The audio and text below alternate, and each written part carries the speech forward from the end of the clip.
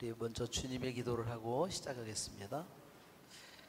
성부와 성자와 성령의 이름으로 아멘. 하늘에 계신 우리 아버지, 아버지의 이름이 거룩히 빛나시며 아버지의 나라가 오시며 아버지의 뜻이 하늘에서와 같이 땅에서도 이루어지소서.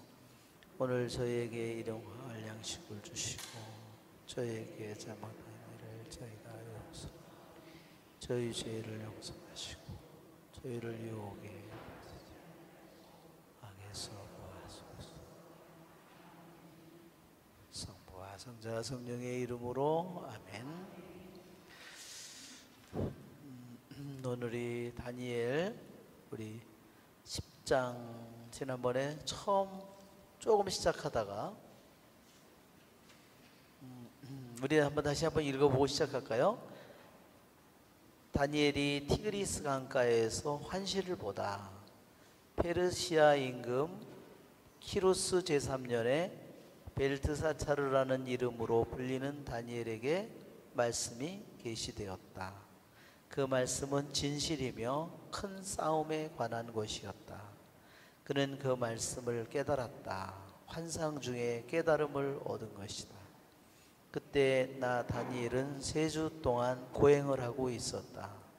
나는 3주간을 다 채울 때까지 맛있는 음식을 먹지 않고 고기와 술을 입에 대지 않았으며 향유를 바르지도 않았다. 첫째 달 29날에 나는 큰 강, 곧 티그리스 강가에 있었다. 그때 내가 눈을 들어보니 아마포 옷을 입고 허리에는 우파즈 금으로 만든 띠를 두른 사람 하나가 서 있었다. 그의 몸은 녹주석 같고 얼굴은 번개의 모습 같았으며 눈은 횃불 같고 팔과 다리는 광을 낸 청동 같았으며 그가 말하는 소리는 군중의 아우성 같았다. 나 다니엘만 그 환상을 보았다. 나와 함께 있던 다른 사람들은 그 환상을 보지는 못하고 다만 커다란 공포가 그들을 덮치는 바람에 달아나서 몸을 숨겼다. 나 혼자 남아서 그 큰 환상을 보았다. 나는 힘이 빠지고 얼굴은 사색이 되었다. 힘이 하나도 없었다. 그때 나는 그 사람이 말하는 소리를 들었다. 그가 말하는 소리를 듣고 나는 혼수 상태에 빠지면서 얼굴을 땅에 대고 쓰러졌다. 그러자 어떤 손이 나를 흔들어 무릎과 손으로 일어나게 하였다. 그러고 나서 그가 나에게 말하였다. 총애를 받는 사람 다니엘아, 내가 너에게 하는 말에 주의를 기울여라. 일어서라. 나는 파견되어 너에게 온 것이다. 그가 나에게 이 말을 할 때 나는 떨면서 일어섰다. 그가 다시 나에게 말하였다. 다니엘아, 두려워하지 마라. 네가 깨달음을 얻고 너의 하느님 앞에서 극기하기로 결심한 첫날부터 하느님께서는 너의 말을 들으셨다. 너의 그 말 때문에 내가 이렇게 온 것이다. 그런데 페르시아 나라의 제후천사가 20하루 동안 내 앞을 가로막았다. 그래서 일품 천사들 가운데 하나인 미카엘이 나를 도우러 오자 나는 그를 그곳 페르시아 임금들 곁에 남겨두었다. 그리고 나는 뒷날 내 백성에게 일어날 일을 내가 깨닫게 해주려고 왔다. 이 환시는 그때와 관련된 것이다. 그가 이러한 말을 나에게 할 때 나는 아무 말도 하지 못한 채 얼굴을 땅에 대고 있었다. 그때 사람 형상을 한 이가 내 입술에 손을 대었다. 그래서 나는 입을 열고 내 앞에 서 있는 이에게 말하였다. 날이 환상 때문에 고통이 들이닥쳐 저는 힘이 하나도 없습니다. 나리의 이 종이 어떻게 나리와 이야기할 수 있겠습니까? 이제 저는 힘이 하나도 남아있지 않고 숨조차 쉴 수가 없습니다. 사람 모습을 한 이가 다시 나에게 손을 대며 힘을 북돋아 주었다. 그가 이렇게 말하였다. 총애 받는 사람아, 두려워하지 마라. 너에게 평화가 있기를. 힘을 내어라, 힘을 내어라. 그가 이런 말을 할 때 나에게 힘이 솟았다. 그래서 내가 말하였다. 나리께서 저에게 힘을 주셨으니 이제 말씀하시기 바랍니다. 그러자 그가 말하였다. 너는 내가 왜 너에게 왔는지 아느냐? 나는 이제 돌아가서 페르시아의 제후천사와 싸워야 한다. 내가 그 일을 마치면 그리스의 제후천사가 올 것이다.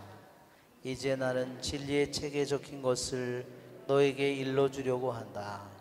너희의 제후천사 미카엘 말고는 나를 도와 그들을 대적할 리가 없다. 네. 그래서 우리 10장의 그러한 환시의 내용을 구체적으로 설명하는 것이 아니라 이제는 구체적인 환시를 설명하는 내용은 11장, 12장에 나와 있는데 그 환시를 보면서 다니엘이 어떤 고통을 겪고 있는가, 다니엘이 하느님의 그런 천사를 만났을 때 그가 힘이 하나도 없지요? 마치도 죽은 인간처럼. 그래서 그 천사가 와서 입에다가 여기 보면 입에다가 대지요. 여기다 보면 16절에 보면 그때 사람 형상을 한 이가 내 입술에 손을 대었다. 그러자 그가 이제 힘을 얻는 거예요. 정말 하느님을 말하자면 하느님을 보거나 천사를 보면 어떻게 될까? 우리들도 아마 이렇게 되겠죠. 쓰러져서, 그렇죠? 퍽 쓰러져 가지고.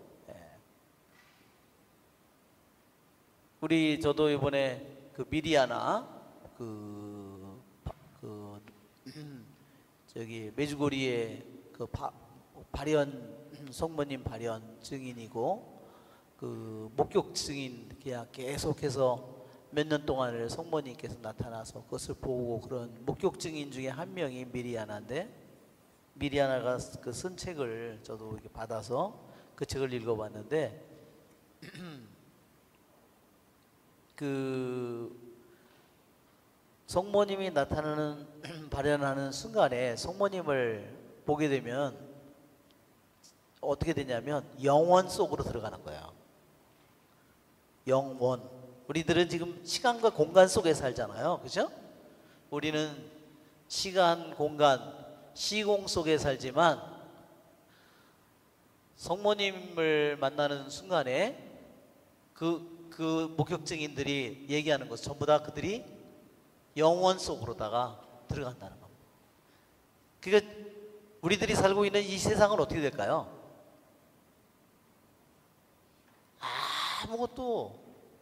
아무것도 생각이 나지 않는다. 자기에게 너무나 어린 두 아이가 있는데도 자기가 그 아이가 있다는 사실, 엄마라는 사실조차 완전히 떠나버린다는 거예요.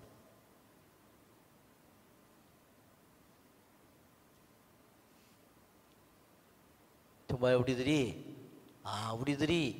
이러한 사실에 불림을 받았다는 것은 정말 너무 놀라운 거예요. 그렇죠? 우리들이 기도하는 순간은 어떤 순간이에요? 내가 영원하신 하느님을 만나는 순간이잖아요. 그렇죠? 영원 자체로 내가 말하자면 우리가 비행기를 타고 애국을 가면 비행기를 타고 다른 나라로 가듯이 내가 기도하는 순간에 나는 영원 속으로 내가 내 자신이 들어가는 순간이다 하는 겁니다. 그리고 이 세상에서 기도를 못하는 영혼이 제일 불행한 영혼이, 기도를 할 줄 모르는 영혼이 제일 불쌍한 영혼.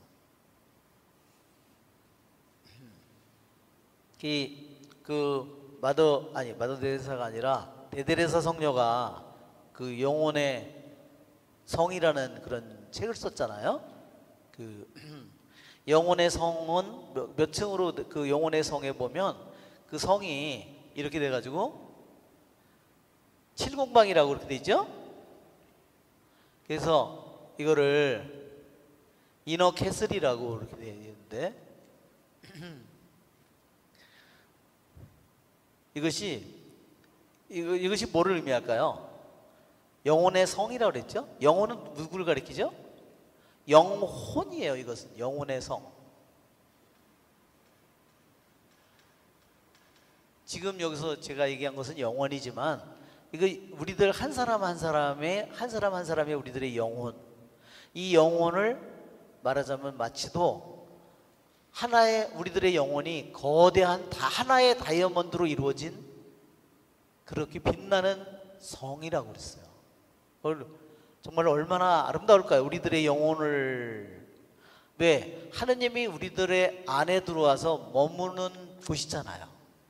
그러니 얼마나 우리들의 영혼을 아름답게 만드셨겠어요. 근데 이 성녀가 얘기를 해요. 기도하는 순간에 우리들이 이 안으로 들어간다는 겁니다. 기도를 할 때, 그러니까 내가 잘 기도할 줄은 모르지만 내가 조금씩 기도를 하기 시작하는 사람은 이 영혼의 성 안으로 들어가기 시작합니다. 여기에 누가 계실까요? 여기서 누구를 만날까요? 우리의 주님을 만나겠죠? 다른 데서도 물론 주님을 만나요. 여기서도 만날 수도 있고 여기서도 만날 수 있고 여기서도 1공방에서도 2공방에 3공방 4공방 5공방 다 만날 수 있는데 차이가 어디 있을까요?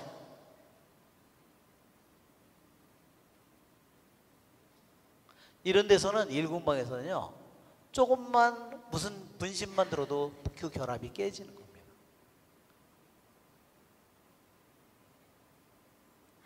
무슨 소리인지 아시겠죠?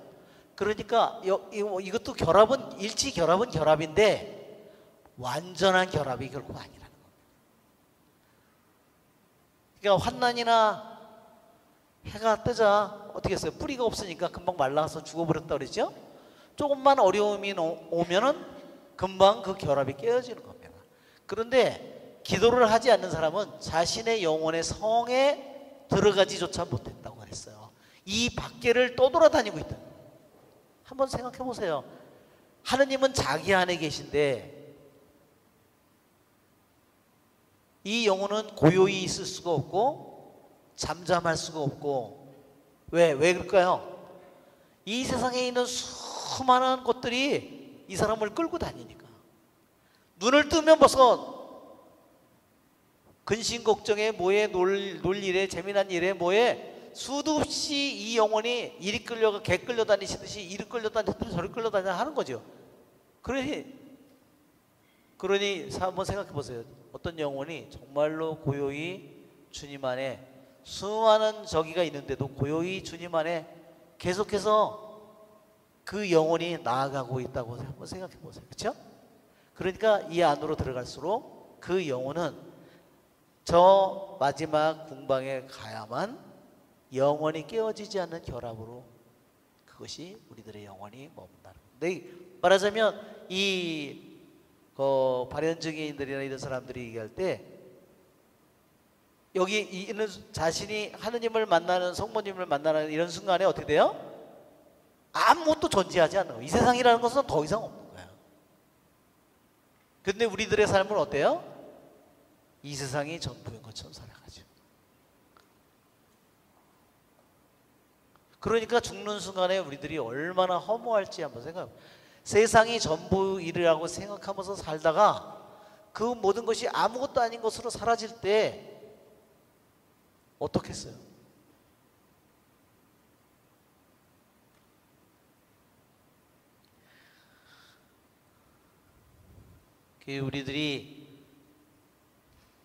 우리들이 온 마음을 다해서 기도하는 이 일은 그래서 너무너무나 중요한 일입니다. 우리 주님께서 그러잖아요. 두렵고 떨리는 마음으로 여러 번 자신의 구원을 위해서 힘쓰라고. 그렇죠? 그렇게 말씀한 주님께서 우리들이 저 안으로 들어가는 이 여정 속에는 이 안에서 수많은 전쟁이 벌어지는 겁니다. 오늘도 여기도 보면 다니엘서에 다니엘이 그래서 그 말씀은 큰 싸움에 물론 우리들은 영적으로 매일매일 싸움 속에 있어요. 여러분 우리들도 싸움 속에 있죠? 매일 우리들에게 우리들 자신 안에 끊임없이 하루에 매일 끊임없이 영적인 전쟁이 우리들 안에서 끊임없이 이루어지고 있습니다.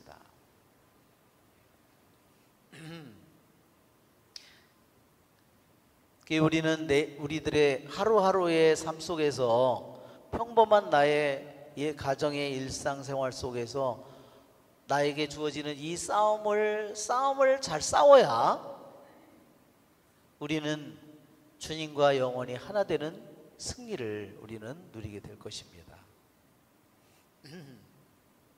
자, 지난번에도 얘기했던 것처럼 페르시아 임금 키루스 제3년이라고 그랬어요. 그래서 이때는 키루스 임금 제3년, 키루스 제3년의 의미가 굉장히 깊은 의미를 가지고 있는 것은 뭐냐면, 키루스 대왕이 다른 때는 고레스라고도 불러요. 이를 부를 때 고레스 칙령이라고. 이 발음을 어떻게 발음하느냐 그거에 따라서 키루스도 됐다가 고레스도 됐다가 막 뭐 사이러스도 됐다가 막 이렇게 되는 거예요. 하여튼 이 대왕이 바빌론을 제국을 무너뜨리고 바빌론 제국에 말하자면 거기에 말하자면 분봉왕 같은 거예요. 지역에 페르시아 지역을 담당하는 조그마한 영주 같은 것이었는데 힘을 모아서 바빌론의 그 대제국을 꺾었어요. 그러면서 고레스는 다니엘을 통해서 자신이, 고레스가 이미 이사야 예언서에 나와 있는 기름 부음 받은 자라는 사실을 이미 다니엘을 통해서 들었을 거예요.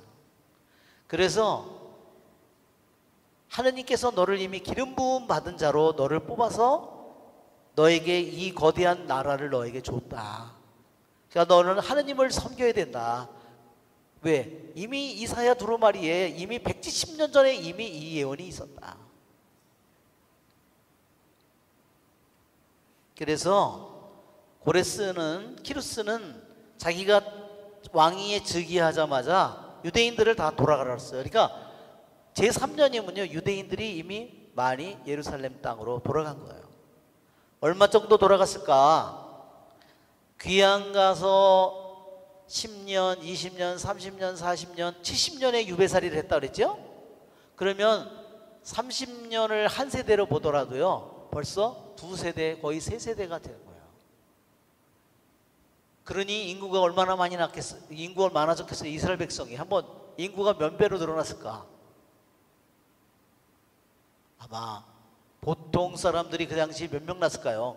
기본이 한 10명은 났어.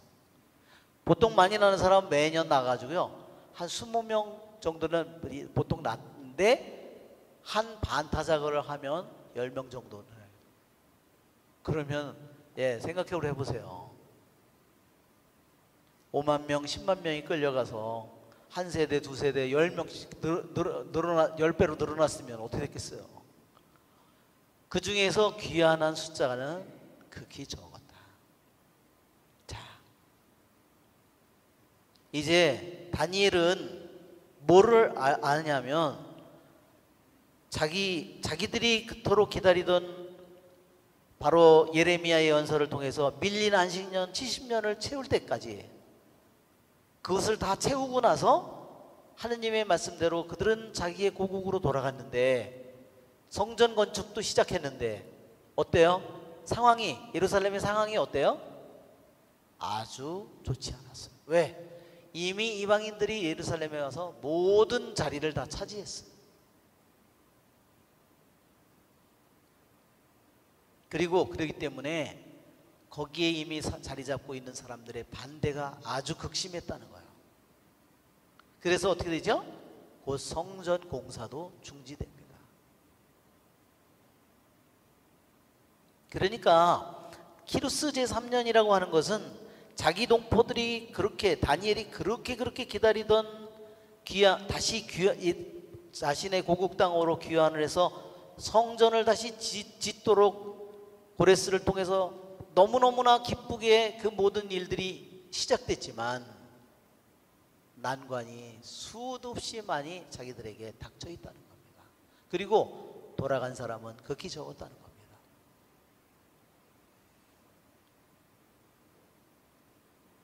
여기에 그래서 우리가 9장에서 70주간이 이미 나왔잖아요. 다니엘은 9장에서는 이제 귀환을 할 70년이 거의 다 차고 있는데 어떻게 될 것인가, 그것이 몹시 궁금했는데 하느님께서 9장의 예언 말씀을 통해서 뭐라 그랬어요? 다니엘에게 70주간이 지나야 악행이 24절에 9장 24절에 뭐라 그러죠?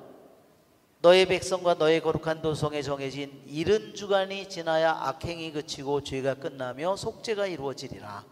또한 영원한 정의가 펼쳐지고 환시와 예언이 확증되고 가장 거룩한 곳에 기름이 부어지리라.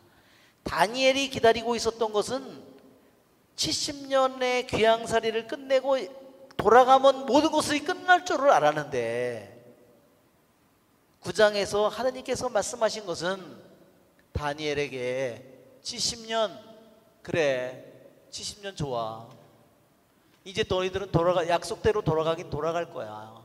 그 땅으로 돌아갈 거야. 그렇죠? 예. 티그리스 강과 여기 있는 여기서 이렇게 해서 다시 그 나라로 다시 그들이 돌아가긴 돌아가지만 어떻게 됐어요? 하느님께서는 다니엘에게 70주간이 지나야 영원한 정의가 올 것이라고 했습니다. 자, 여기서 70주간은 뭐라고 그랬어요? 뭐를 가리키는 말이었어요? 주간은? 70주간, 즉 70주간, 주간은 7이죠?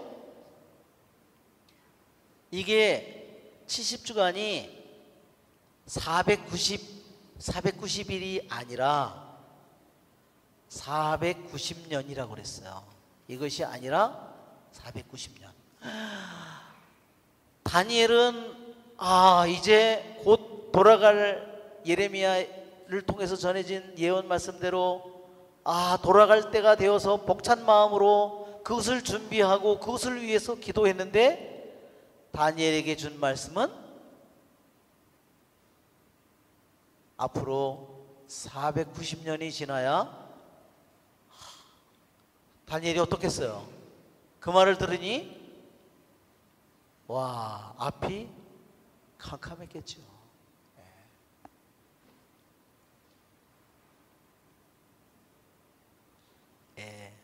정말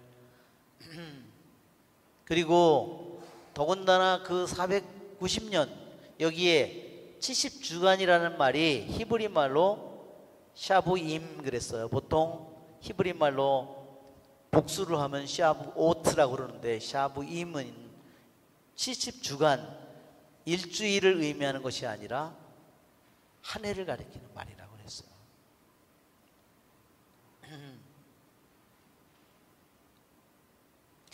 그런데 여기서 보면 다니엘이 490년의 그 시간을 보면 굉장히 고통스러운 시간이라는 것이 다니엘 9장 24절부터 나와요. 마지막 7주간이 먼저 나오고 이 490주간 중에서 7주간이 먼저 나오고 그 다음에 62주간이 나오고 마지막에 한 주간이 나오는데 이 한 주간은 뭐라고 나냐면 3과 2분의 1, 3과 2분의 1 이렇게 반씩 반대 반대로 나누어져 있어요.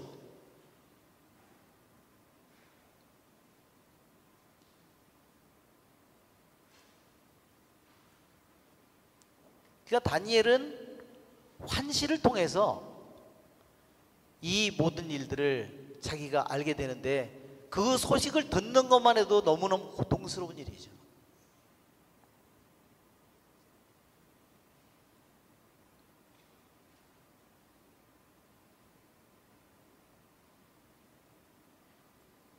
여기서 지난번에도 얘기한 것처럼 큰 싸움에 관한 것이었다.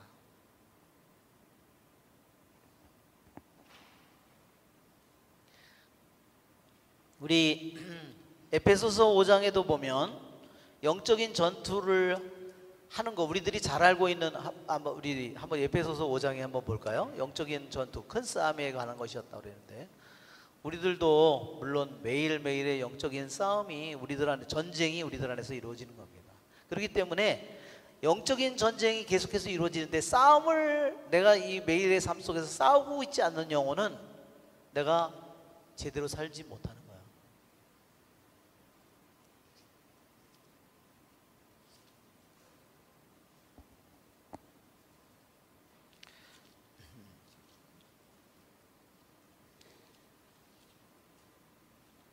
자, 우리 에베소서 6장 10절,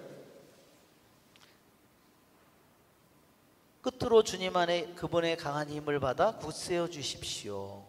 악마의 관계에 맞설 수 있도록 하느님의 무기로 완전히 무장하십시오. 우리의 전투 상대는 인간이 아니라 권세와 권력들과 어두운 세계의 지배자들과 하늘에 있는 악령들입니다. 그러므로 악한 날에 그들에게 대항할 수 있도록 모든 채비를 마치고서 그들에게 맞설 수 있도록 하느님의 무기로 완전한 무장을 갖추십시오. 진리로 허리를 두르고 의로움의 갑옷을 입고 발에 평화의 복음을 신고 믿음의 방패를 쥐고, 자, 이렇게 나왔죠? 여러분은 악한 자가 쏘는 불화살을 그 방패로 막아 끌 수 있을 겁니다. 구원의 투구를 받아 쓰고 성령의 칼을 받아 주십시오. 성령의 칼은 하느님의 말씀입니다. 그 전에도 이렇게 왜 이게 그 영적인 그러한 그 전투를 하는 그러한 그 갑옷을 머리에 투구도 쓰고 탁 이렇게 하고 있는 그 그림 보여줬죠? 많이 보여줬는데 아마 여기에는 지금 안 나와 있을 거예요.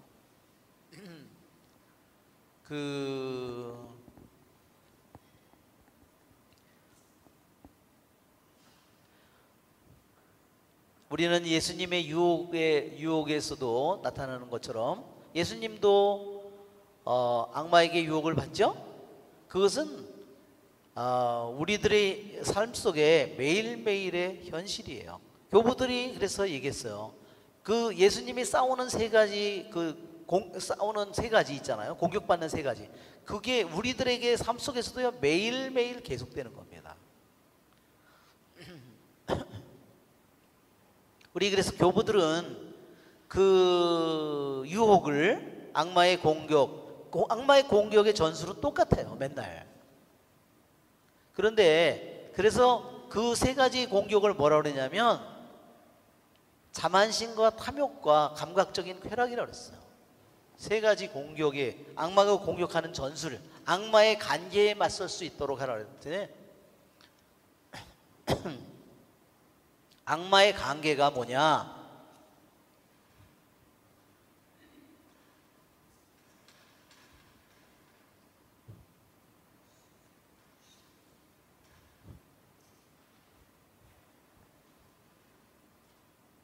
악마의 관계가 바로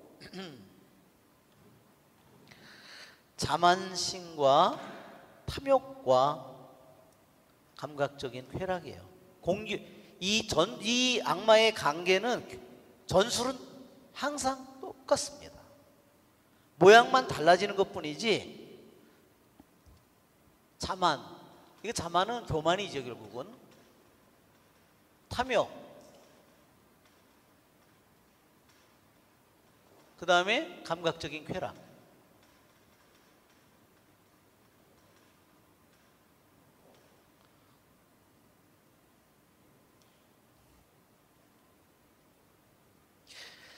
우리는 이 세 가지가 나의 삶 속에서 각자 다른 모습으로 우리에게 오기 때문에, 저 전술은 똑같지만 오는 게 다 다르기 때문에 나는 누구를 통해서 이게 오고 어떤 모습으로 오는지 내 자신이 내 삶을 잘 살펴봐야 돼요.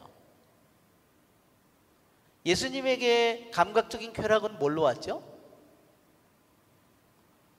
빵으로 왔어요.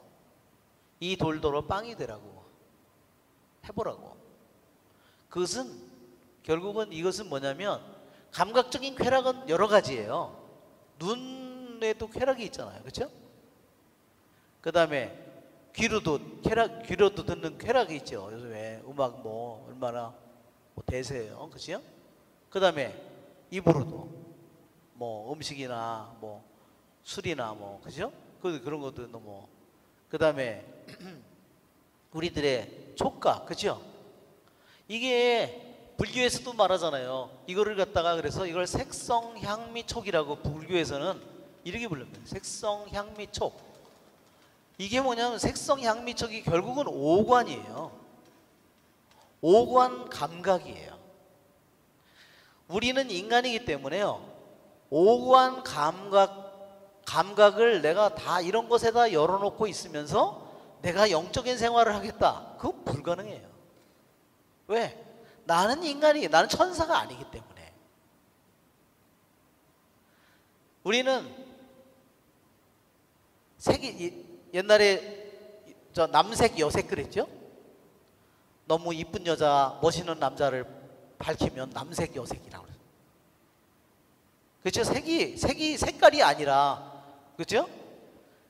그 다음에 소리죠? 그러니까 우리들의 삶 속에 감각, 이 세상에서 일어나는 모든 것들을 우리는 먼저 오관의 감각으로 우리들이 받아들여요. 그러면 예수님에게 오관의 감각 중에서 이 세 가지의 공격이 불화살이 날라왔는데 불화살이 이렇게 불화살이 뚫기 위해서 우리들에게 들어오는 거예요. 이렇게 감각적인 쾌락으로 왔는데 뭐라고? 음식을 통해서 왔다는 거예요.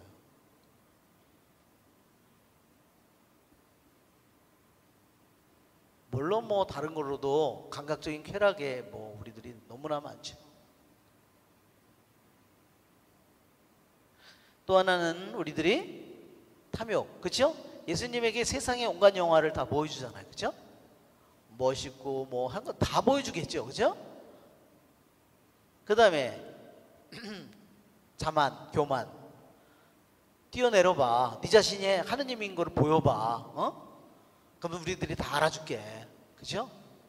성전 꼭대기에 세우고서, 그죠? 예.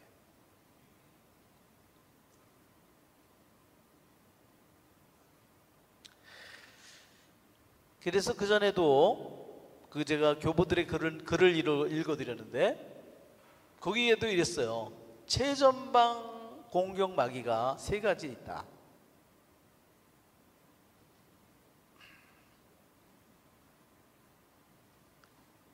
세 가지 최전방에 말하자면 악마가 우리를 나라는 존재를 이렇게 있으면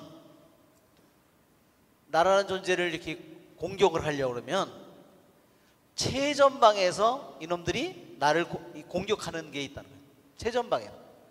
최전방에서 공격하는 게 있고 뒤에서 또다시 한 놈이 맨 앞에 있는 놈이 들어가서 뚫으면 그 다음 놈이 그대로 들어가는 거예요. 그 밑에 있는 쫄개들이 그대로 들어가 버리는 거예요. 여기서 하나가 이걸로 감각적인 쾌락이 뚫리면 거기에 따르는 뭐가 들어갈까요? 감각적인 쾌락이 탐식으로 뚫리면 뭐가 들어갈까요?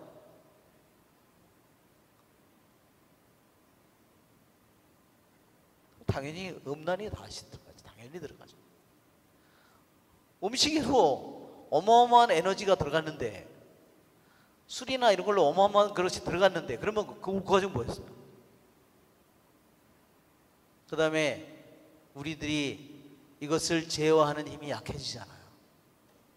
그러니까 감각적인 쾌락의 하나의 최전방의 무기, 악마의 공격의 최전방의 이 무기에 뚫리면 그 다음에 음란과 뭐예요?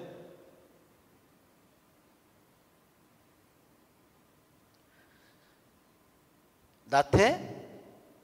이런 것들은 그냥 한꺼번에 싹 다 들어가 버리는 거예요.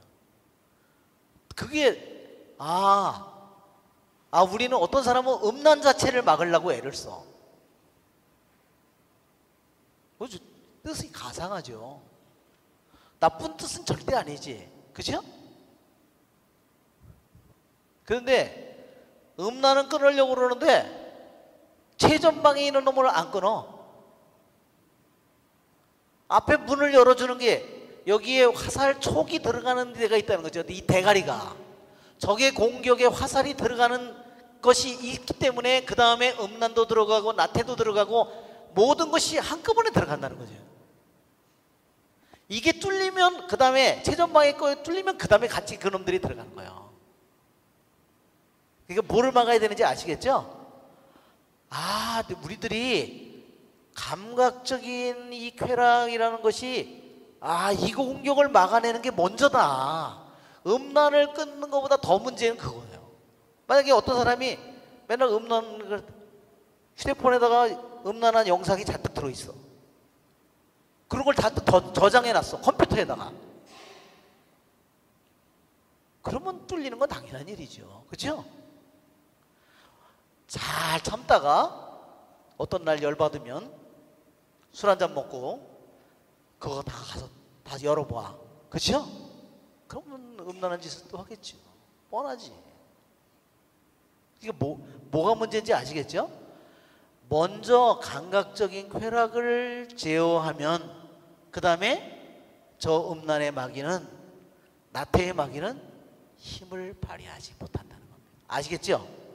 근데 음란 자체와 싸워. 그거는 이길 수 없는 싸움을 싸우고 있는 거예요.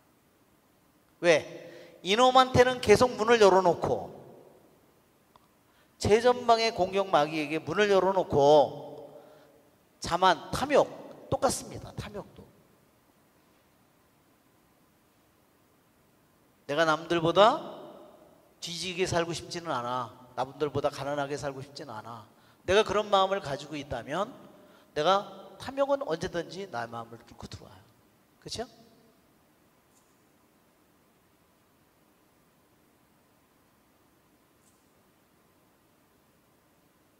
그래서 우리들이 내가 정말로 주님을 원한다면 내가 있는 것으로 만족해야 돼요. 왜? 나중에 그것을 두고 가는 게 더 큰 문제예요. 그렇죠? 나중에 그걸 줬는데 자식이 어떨까? 제 돈에만 더욱더 의지하고 살아.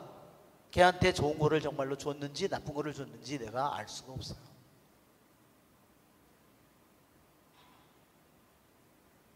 내가 걔 인생을 망가질 수 있다는 겁니다.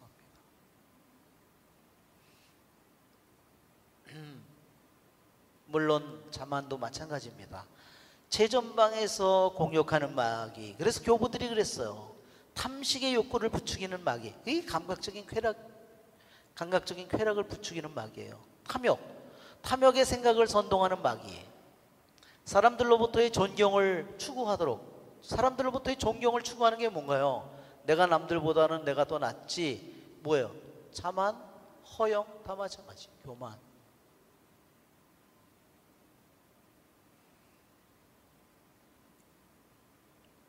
자, 우리들이 이러한 영적인 싸움을 싸우는 데 있어서 제일 먼저 내가 해야 될 싸움은 뭐부터 해야 된다고요?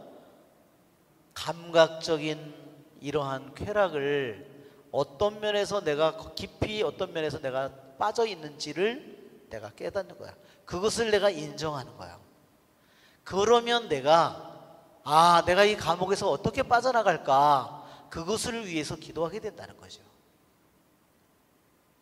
내 이 힘만으로 이거를 감각적인 쾌락에서 벗어나겠다. 그것은 좀 무리예요. 우리는 내가 감각적인 그러한 쾌락에서 오감 감각에 관련된 내가 이 지배는 어떻게 됐을까요? 나에게 이미 오래된 지배예요. 1, 2년 된 지배가 아닙니다.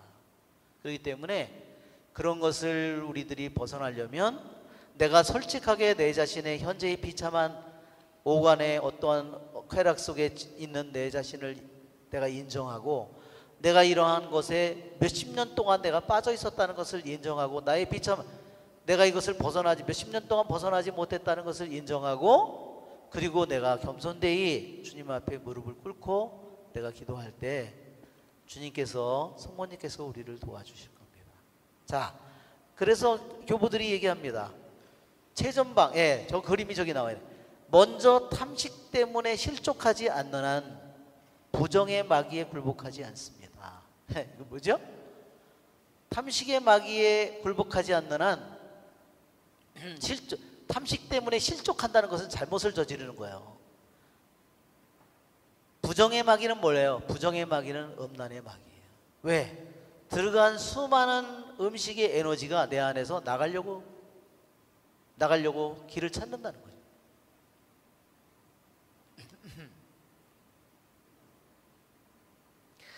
자, 또 그래서 탐욕의 마귀가 있을 때 어떨까? 어떤 재산이나 또는 명예나 존경을 얻으려고 싸우지 않는 한 분노가 일어나지 않는다 그랬습니다. 내가 가지고 있는 재산이나 사람들에게 있는 존경이나 그것을 박탈당했을 때 내가 고통을 느낀다면 나는 좌절의 마귀에서, 실망의 마귀에서 벗어날 수 없습니다.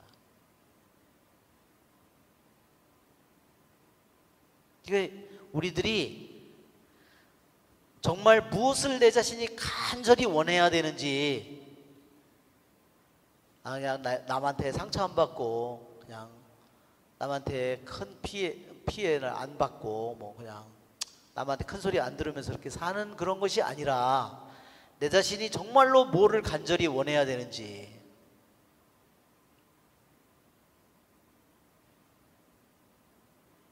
정말 주님을 갈망하고 하느님의 말씀과 하나가 되는 것을 갈망하고 십자가와 하나가 되는 것을 갈망하게 될 때 우리는 이러한 공격으로부터 점점 더 자유로워지게 될 겁니다. 모든 악의 근원인 탐욕을 추방하지 않는 한 마귀의 첫 자식인 교만에게서 도망칠 수 없습니다. 예, 이것이 그 전에 아마 오랫동안 공부하신 분들은 최전방 공격마귀가 우리한테 들어오는 이 모든 것은 자만, 탐욕, 이게 다 뭘로 오는 거냐면 생각이나 정념으로 오는 거예요. 우리한테 자만, 탐욕, 감각적인 쾌락으로요, 우리한테 들어올 때 형태는 뭐냐면 다 하나의 생각이고요, 또 하나는 뭐냐면 정념이에요. 정념 뭐죠? 일종의 우리들에게 느낌 같은 것이기도 하고,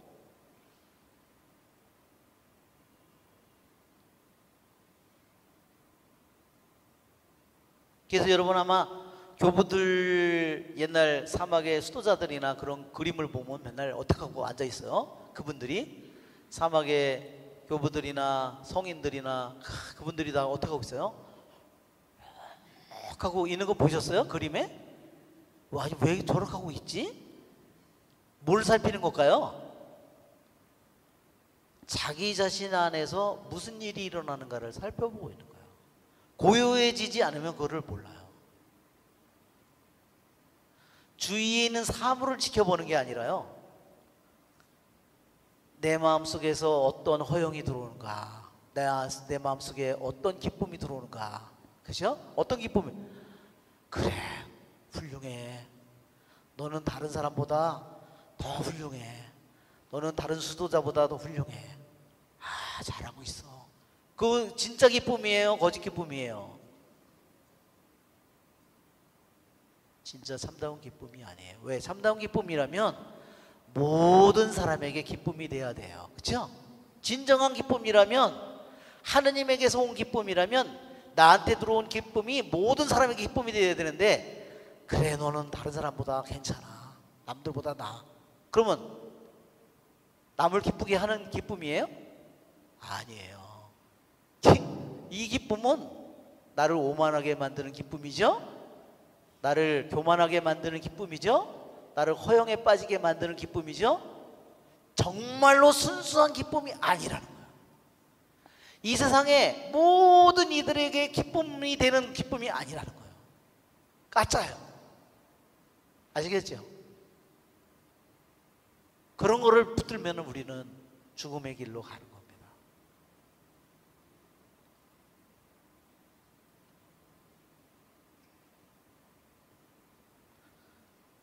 이게 오늘도 이제 이러다가 이제 그래서 우리들의 그러한 영적인 싸움을 싸우는 데 있어서 다니엘은 일생 동안을 그거를 위해서 싸운 사람이에요. 다니엘은, 그렇죠?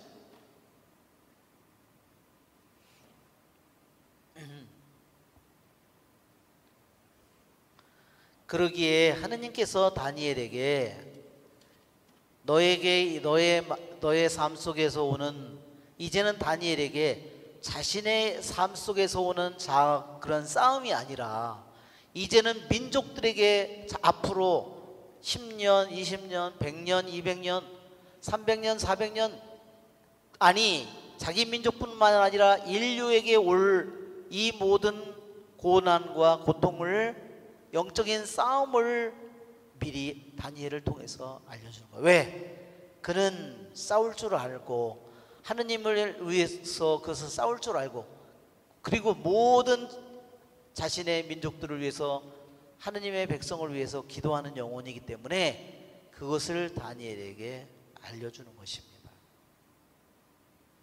지난번에도 다니엘은 3주 동안 고행을 했다고 그랬죠?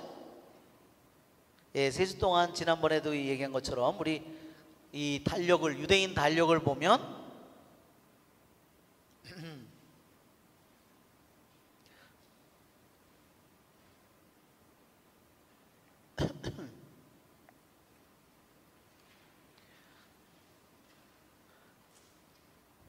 예, 지난번에도 우리가 혹시 지난번에 안 오신 분 혹시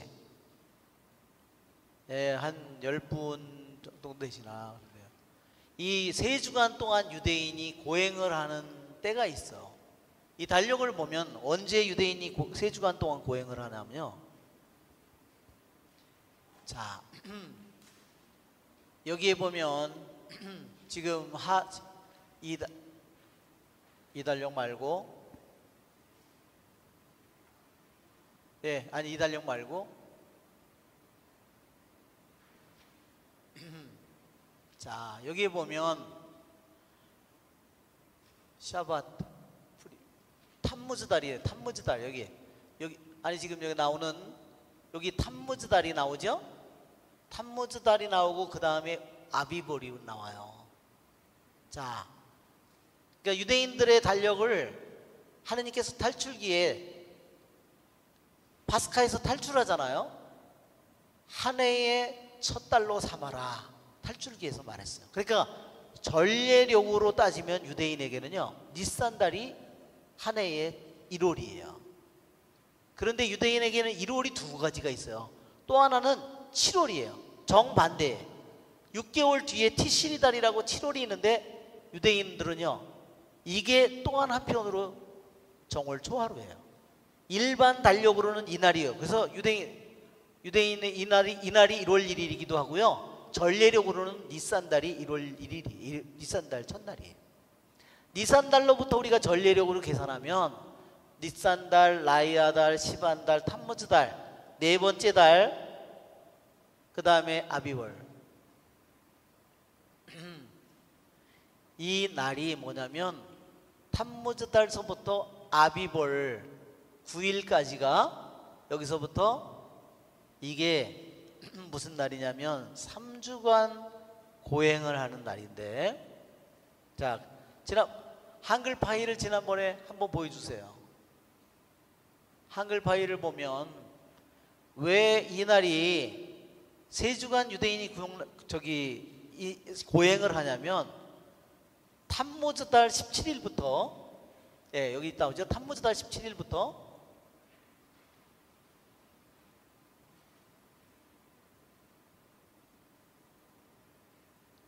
예, 또 좀 더 내려가면 17일부터 아비벌 9일까지요. 무슨 일이 벌어졌냐면, 자 유대인들이 1차로 솔로몬 성전이 무너지는, 한번 이거를 솔로몬 성전을 제1성전이라고 그럽니다. 제1성전. 그 다음에 주룹바벨 성전을 제2성전이라고 그래요. 유대인에게는 2번 성전을 이렇게 졌는데, 지금 AD 70년 예수님이 부활하시고 승천하신 지 40년 후에 유대인 전쟁이 일어나서 로마에게 진압되고 이 주룹바벨 성전이 다 불타고 성벽이 무너지고 그 다음에 2000년이 되도록 성전이 지어지지 않았습니다.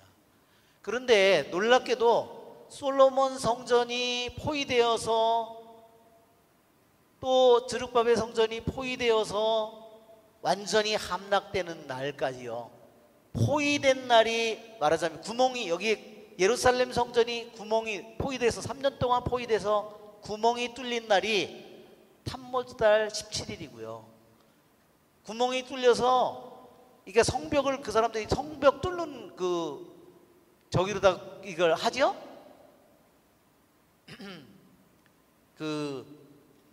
인데 구멍이 뚫린 날이 탐무즈달 17일이고요 완전히 불타고 함락된 것이 아비벌 9일이에요 똑같이.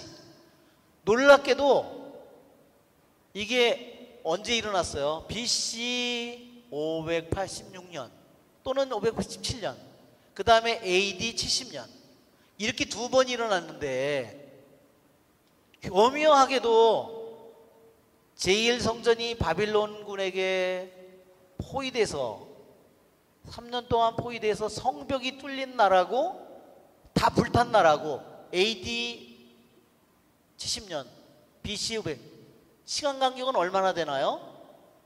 약 660년 되죠? 660년 사이에 일어난 두 사건이요 똑같은 날 구멍이 뚫리고 똑같은 날 다 불타가지고 없앤다는. 그래서 유대인들이 이게 역사상 일어나는 날이 똑같다는 겁니다. 우연일까요? 지난번에도 얘기 나왔죠? 예, 지난번에 그 사건들을 제가 말씀드렸어요. 세계 2차 세계대전, 세계대전이 일어나는 날도 똑같다고 그랬어요. 자, 세 주간의 고행, 그것은 지난번에 거를 한번 여러분 복습해 보시기를 바라고요. 자, 첫째 달 숨은 나은 날에 나는 티그리스 강가에 있었다. 왜 티그리스 강가에 있었을까?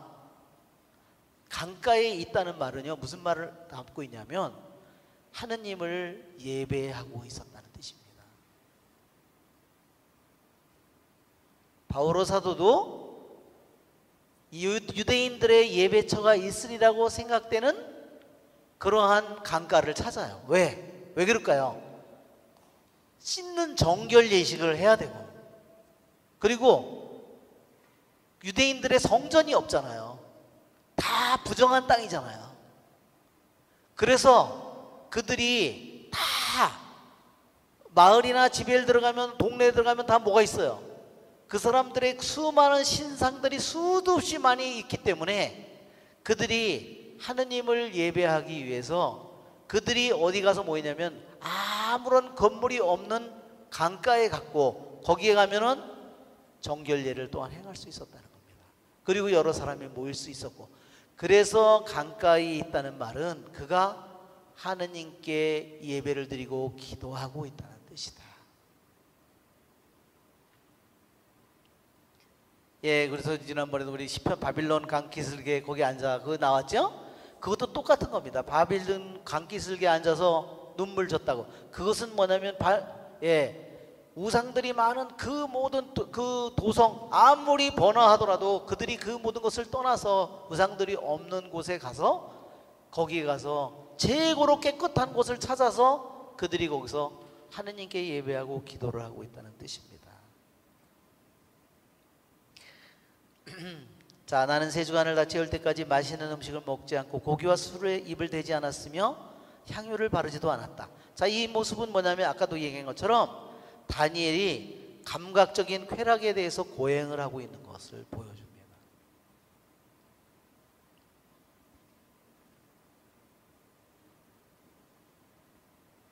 그러니까 어땠을까요? 정신이 맑고 깨끗했겠죠. 자, 지난번에 제가 단식에 대한 글을 조금 읽어주다가 말하는데 한번 단식 파일을 한번 펴봐 주시면,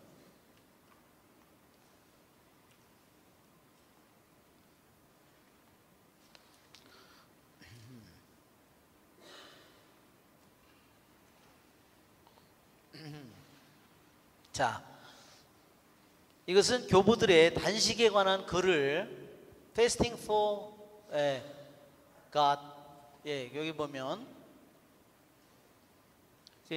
영어는 못 알아들으셔도 괜찮아요. 제가 아주 저기는 아니지만 더 아래로 점점 하면은 또 좀 더 조금 더. 자, 여기 첫 번째로 단식에 대해서 얘기할 때 단식하는 것은 메주골에서도 성모님이 단식 얘기하죠.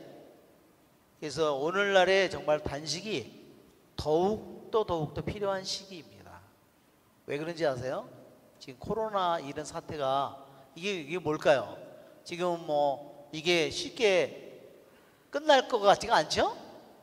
이렇게 이제 앞으로 뭐 이제 레저도 없고 뭐도 없고 이렇게 하고 그러면 사람들은 점점점 일례로 화요일날 저녁 때 미사를 레저를 할 때 평상시에 하면은요 사람들이 오던 때 하고요 레저를 안 할 때 오는 사람 숫자는 약 한 4분의 1 오는 것 같아요. 4분의 1.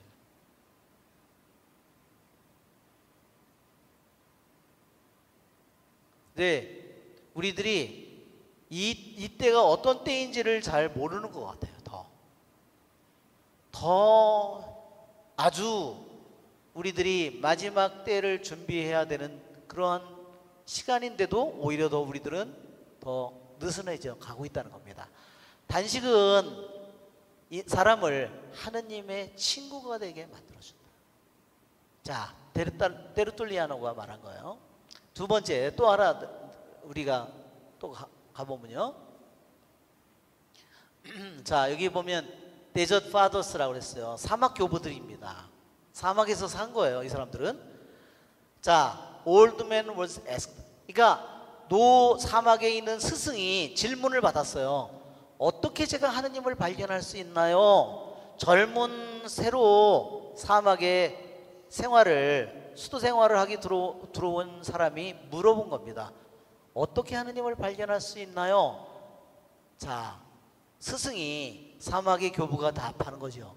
In fasting, in watching, in labor, in devotion, and above all, in discernment. 이제 어디서 하느님을 발견하느냐?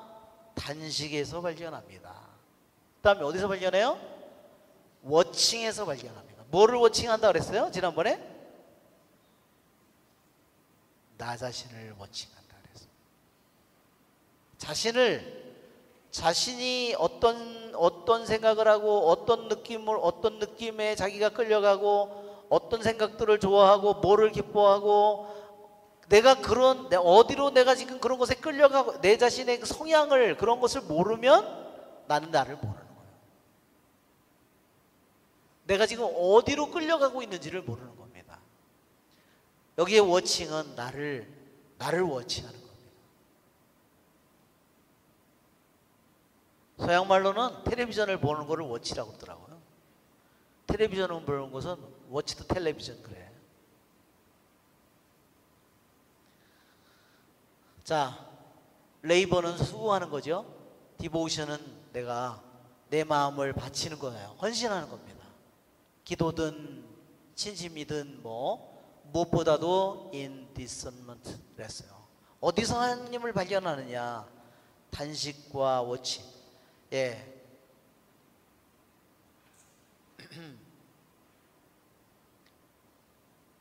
그래서 제가 정말로 오늘날 우리 이 세상에 정말 우리들이 해야 될 일은 뭐냐면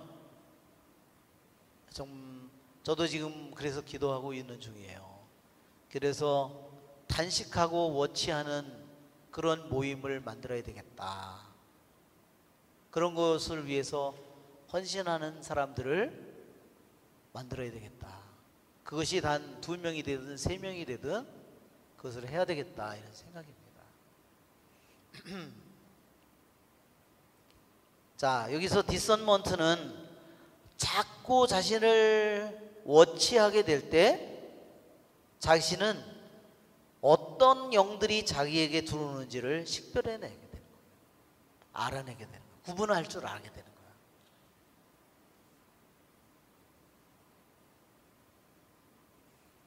자,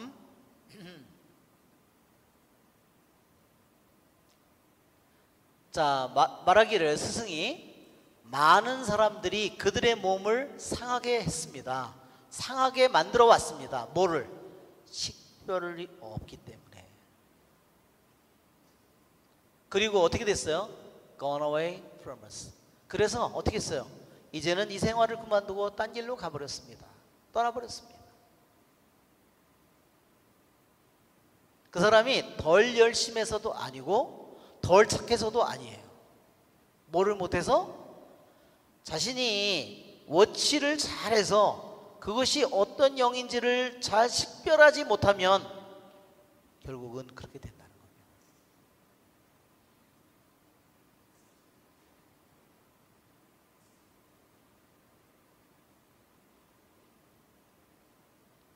그 전에 이 식별에 대해서는 그러한 글들을 제가 그 사막교부들의 글을 읽어본 적이 있었는데 사막에 들어간 이러한 수도 생활을 한 사람 중에서 극단적인 정말 고행과 단식을 했는데도 그 사람이 나중에 식별을 하지 못해서 나중에 운물로 뛰어들었어요. 뭐 어떤 일이 벌어졌냐면 밤중인데 자신의 방에 불이 들어오는 거예요. 자신의 방에 갑자기 캄캄한 방인데 사막에 전기불도 없잖아요. 200년, 300년대에 사는 사람들. 근데 자기 방에 불이 들어와요. 환하게. 그러면 그 사람은 어떻게 생각했어요? 하나님이 자기의 온 거라고 생각했어요. 그렇죠? 그 사람이 뭐를 했어야 되냐면 자기 스승이나 누구에게 가서 자기가 그것을 밝혔어야 된다는 거예요. 얘기를 했어야 된다는 거예요. 이런 일이 일어나고 있습니다. 그러면 스승이 아무것도 아니까 무시해. 마음을 거기다 두지 마. 근데 거기에 계속 그거를 이제 자기가 거기에 마음을 끌렸어요. 결국 어떻게 됐어요? 그 소리가 어느 날 자기에게 시켰어요. 온물로 뛰어내려도 넌 죽지 않아. 뛰어내려봐. 예수님께서 그러지요? 악마가 예수님께 성전 곡대에서 뛰어내려봐. 내 발이 돌에 부딪히지 않게 휘둘림을 받지 않게 천사들이 널 떠받치리라. 그렇죠? 예수님은 온물로 뛰어내렸나? 안 뛰어내리죠. 그래서 어떻게 됐어요? 수십 년을 극도의 고행을 한 그 수도자가 그렇게 해서 죽는 겁니다. 뭐를 못했기 때문에? 자기의 영혼을 드러내고 겸손되이 자신의 영혼을 보여주고, 그렇죠? 스승에게. 그렇지, 이 사람은 왜 안 했을까요? 나보다 더 고행을 한 사람이 어디 있어? 나보다 이렇게 훌륭한 저기를 한 사람이 어디 있어? 내가 왜 남한테 가서 그런 얘기를 해? 내가 왜 가서 지도를 받아?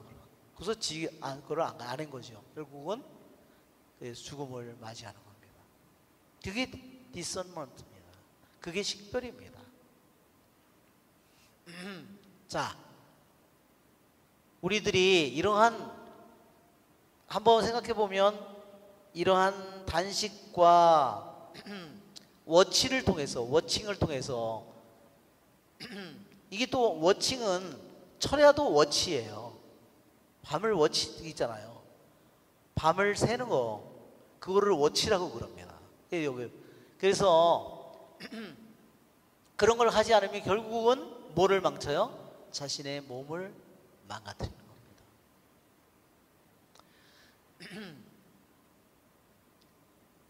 결국은 어떻게 되죠? 우리의 입은 나쁜 냄새를 내죠? 뭐를 통해서? through fasting. 단식을 하면 모든 나쁜 냄새가요 다 나오겠죠? 네. 그리고 2, 3일만 단식하면요 사람들 몸에서 나는 냄새가 막 너무너무 역겹습니다. 그래서 가까이 오면 더 그렇죠. 네.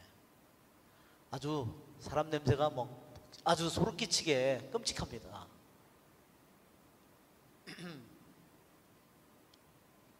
자, 그 다음에 또 한번 볼까요? 우리 이 단식에 관한 이러한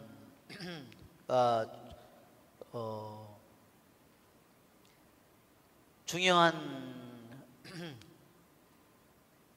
자, 세인트 바실리오 성인의 또 한번 여기 그 바실리오 성인의 글이 있습니다. 자, 여기 보면 바실리오 성인이 뭐라 그러냐면 단식을 단지 음식을 절제하는 것이라고만 생각해서는 안 된다. 진짜 단식은 뭐냐면 악을 멀리하는 것이라고 했습니다. 그래서 진정한 단식을 하게 될 때 사악함의 묶임에서 풀려난다는 겁니다. 사악함의 묶임을 풀어줘야 된다는 거예요.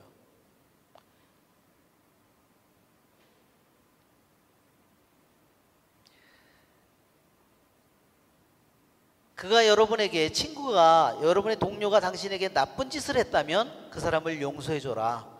그것이 나쁜 사악함의 묶임을 풀어주는 겁니다.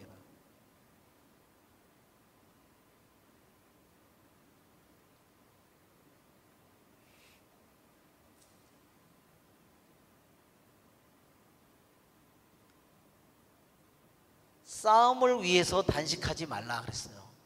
요즘에 싸우려고 단식하는 사람들 많죠? 자기를 내세우려고 막 자기 주장을 하기 위해서 단식하는. 그것은 뭐냐면 너는 내 형제를 삼켜서는 안 된다 그랬어요. 결국은 싸움을 하기 위해서 단식을 하는 것은 뭐냐면 더 그냥 뭐냐면 음식을 안 먹는 게 아니라 형제를 삼키는 거라고 그랬어. 소름 끼치죠? 오늘날에는 막 그런 일들이 너무나 많잖아요. 그죠? 자기가 뭐 저기 하다고 막 해서 쉽게 단식하고.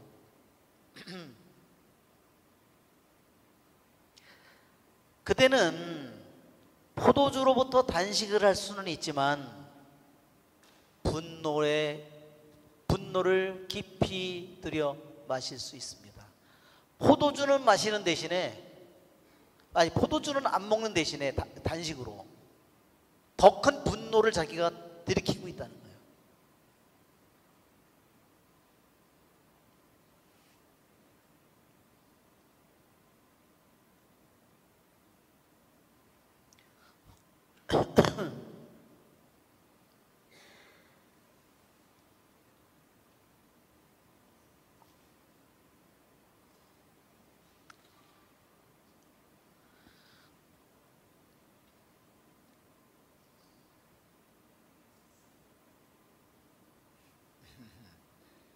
자, 또 교부들은 이런 말을 했어요.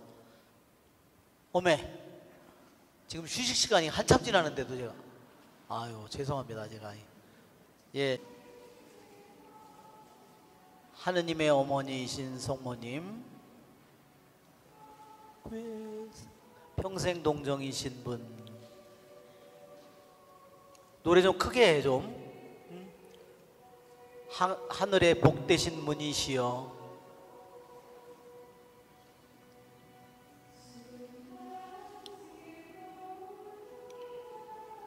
예, 천사로부터 아베 인사를 받으신 분, 가브리엘 천사 입을 통하여 그래서 우리에게 평화를 세워주셨습니다.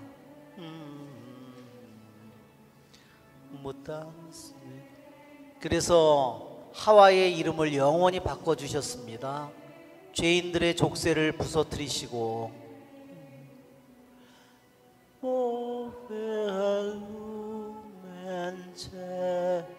소경에게 빛을 가져다 주셨으며 사악함을 쫓아내셨고 우리의 사악함을 온갖 좋은 것들을 우리를 위해서 간청하시니 당신이 참으로 우리의 어머님을 보여주십시오.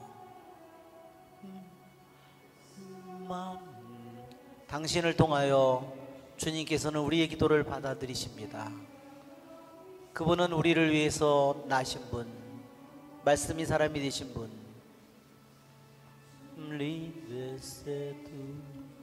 우리를 당신의 것으로 삼아 주십시오.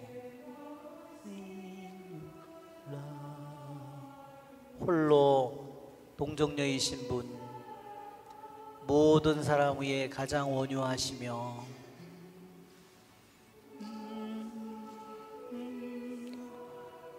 우리를 우리의 죄에서 해방시키시고 우리를 온유하게 하시고 순수하게 만드시며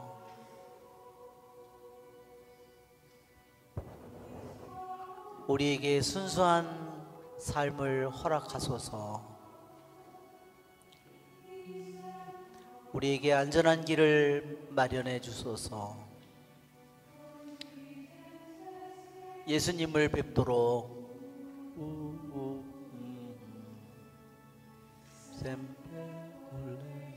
그래서 우리가 영원히 기뻐하도록 찬미가 하느님 아버지께 그리고 영광이 가장 높으신 그리스도께 그리고 성령께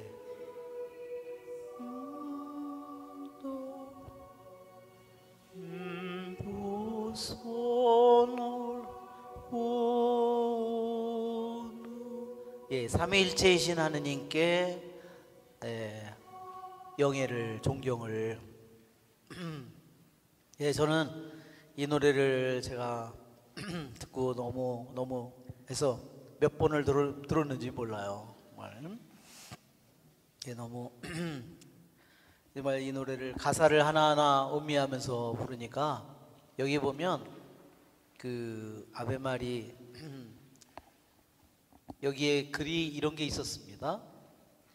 그 아베 천사가 성모님한테 아베하고 인사하죠.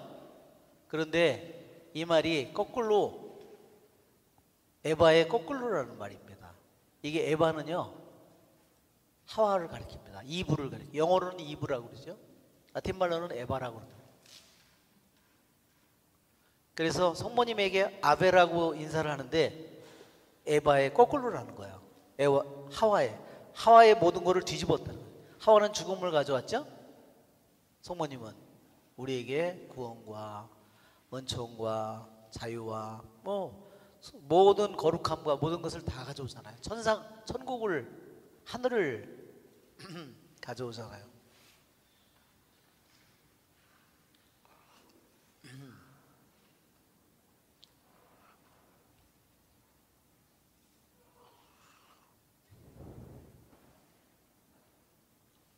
그리고 이 아베마리 스텔라 이 노래 이 기도문은 또 그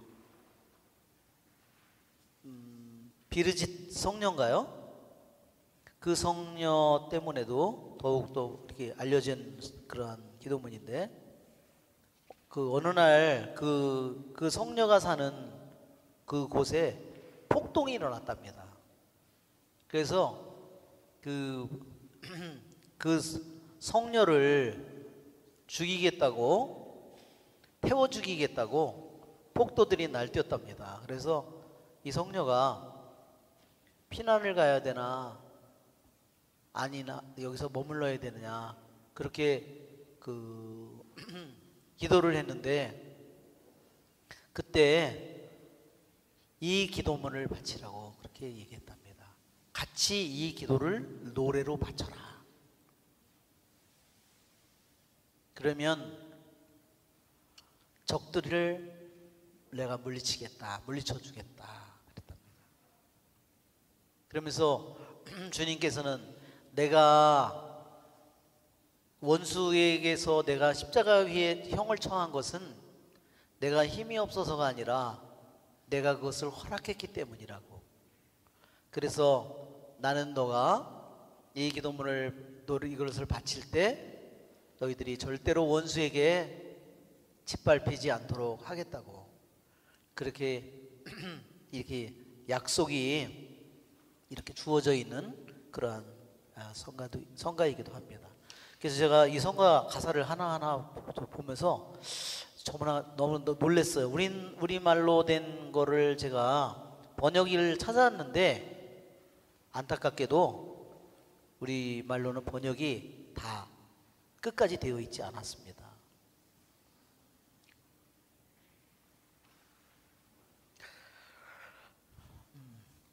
네, 그거 프린트를 제가 안 해가지고 왔네요. 자, 이제는 아까 우리 단식을 아까 하다가 단식 조금만 더 하고 제가 그 단식에 대해서 다시 조금만 더 하고 그 다음에 그 단식은 마치도록 하겠습니다. 자, 요한 크리소스토모 그 요한 금구성인이죠. 요한 금구성인이 이렇게 말했습니다. 단지 입으로만 단식하지 마십시오. 뭐냐면 단식을 할 때 눈도 단식을 해야 되고 귀도 단식해야 되고 발도 그리고 손도 그리고 우리 몸의 모든 지체가 같이 단식해야 합니다. 손은 그러면 어떻게 단식하느냐? 모든 탐욕으로부터 우리들이 순수해짐으로써 탐욕을 우리들이 떠남으로써 우리들의 손이 단식을 하게 된다. 우리 발은 그러면 어떻게 단식하느냐? 좋지 못한 그러한 광경애로 달려가는 것을 멈춤으로써. 요즘에는 우리가 좋지 못한 영상들이 또 너무 많죠? 그러니까 그런 것들을 내가 가는 나의 발걸음을 그리고 눈은 어떻게 단식하느냐? 오직 겉으로만 핸섬한 그런 외모에 거기에 집중하지 않고 또한 이상한 아름다움에 그쵸? 이상한 아름다움에 현혹되지 않음으로써 왜 그러냐 하면 왜 눈이나 손이나 발이나 왜 단식을 해야 되냐? 쳐다보는 것은 우리 눈의 음식입니다. 그랬어요.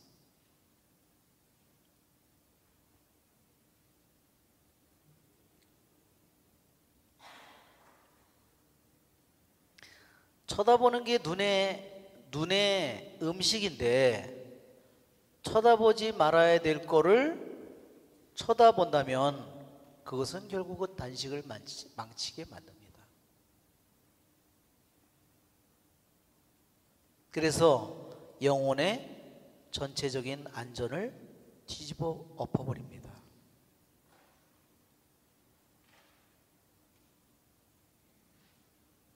만일 그것이 합법적이고 안전한 것이라면 그것은 그러한 단식, 그러니까 말하자면 좋지 않은 것을 안 보는 그러한 단식은 우리들의 영혼을 아름답게 꾸며주고 단식을 더 아름답게 만들어줄 것입니다.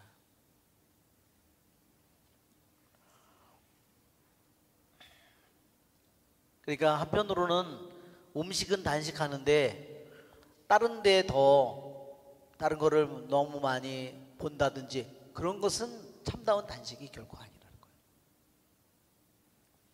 자, 우리는 단식이 어떤 것인지 더욱더 많이 깨닫게 됐죠? 그래서 단식에 대한 좋은 글들이 있지만 여기서 멈추도록 하겠습니다.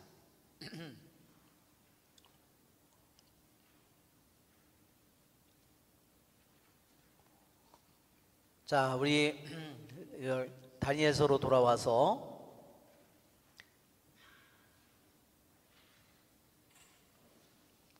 첫째 달 스무 나은 날에 나는 곧 큰 강 티그리스 강가에 있었다. 아까 티그리스 강가에 있는 것이 하느님을 경배하고 하느님께 기도를 드리는 거라고 그랬죠? 그때 내가 눈을 들어보니 아마폿을 입고 허리에는 우파즉 금으로 만든 띠를 두른 사람 하나가 서 있었다. 한번 여러분 묵시록 1장을 한번 펴보세요. 지금 이 부분과 묵시록 1장의 내용이 너무 비슷해요.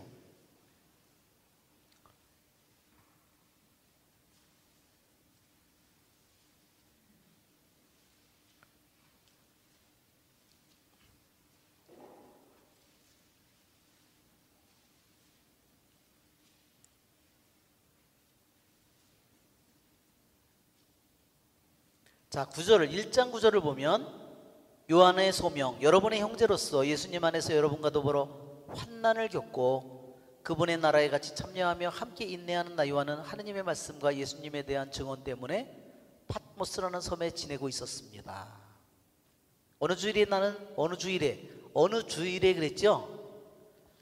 이게 주일에 이것이 뭐예요? 이게 바로 주님의 날입니다.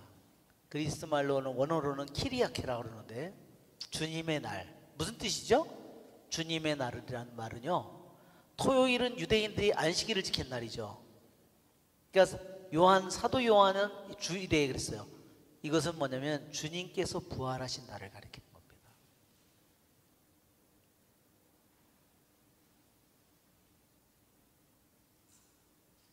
그리고 그들이 주일에 오늘날처럼 그들이 하느님의 말씀을 듣고 성찬을 나누는 그런 미사를 하고 있는 중에 말하자면 나는 성령께 사로잡혀 내 뒤에서 나팔 소리처럼 울리는 큰 목소리를 들었습니다. 자, 12절 나는 나에게 말하는 것이 누구의 목소리인지 보려고 돌아섰습니다. 그러니까 자기 그 소리를 들었는데 그것이 자기 뒤에서 들려왔다는 겁니다. 돌아서서 보니 황금 등잔대가 7개 있고 그 등잔대 한가운데 사람의 아들 같은 분이 계셨습니다. 그분께서는 발까지 내려오는 긴 옷을 입고 가슴에는 금띠를 두르고 계셨습니다. 그분의 머리와 머리털은 흰 양털처럼 눈처럼 희고 그분의 눈은 불꽃 같았으며 바른 영광로에서 정련된 놋새 같고 목소리는 큰 물소리 같았습니다. 자, 17절에 나는 그분을 뵙고 죽은 사람처럼 그분 발 앞에 엎드렸습니다. 예, 여기서 보면 이러한 내용이 다니엘에 지금 나오는 이 내용과 너무나 흡사합니다.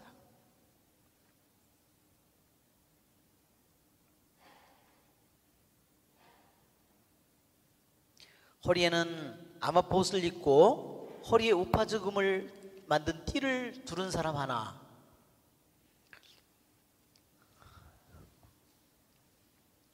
자, 지금 저기서 나오죠? 지금 아까도 그 묵시록에서 읽었는데 여기에 이것은 등잔대가 여기 나오죠? 이게 만남의 장막에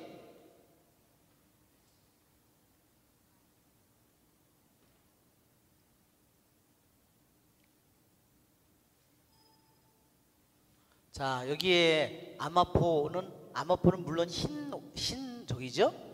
그리고 저것은 누구의 복장이냐면 대사제의 복장이에요. 그래서 예수님이 대사제 그 모습을 얘기하는 겁니다.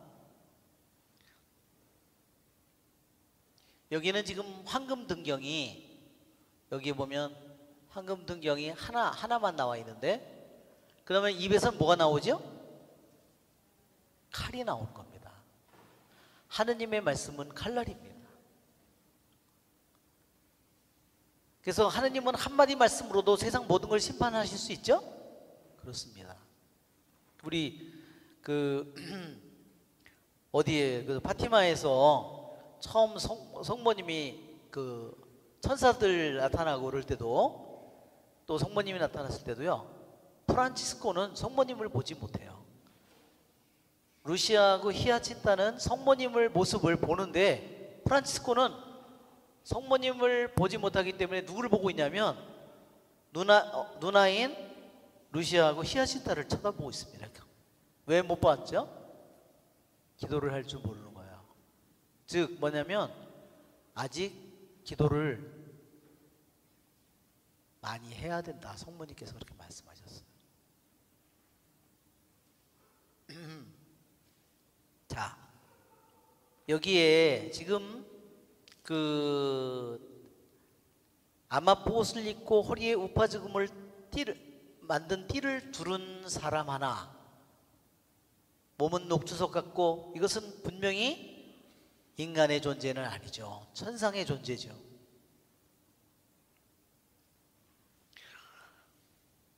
그래서 예수님께서 그 순환을 할 때 예수님께 그 뒤에 에어컨 좀 켜주세요. 왜 그걸 껐어? 저기 그 솔기 없는 옷 그런 것을 입었다 그랬잖아요. 그것은 대사제의 복장을 얘기하는 거예요.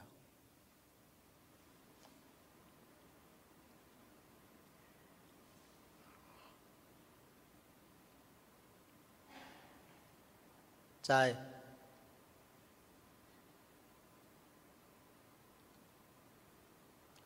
여기에서 지금 우리가 지금 다니엘서 10장에 그 다니엘이 아마포옷을 입고 허리에 우파죽음으로 만 띠를 두른 사람 하나가 서 있었는데, 그 사람이 예수님이라고 볼 수도 있고 하느님의 천사라고도 볼 수 있어요.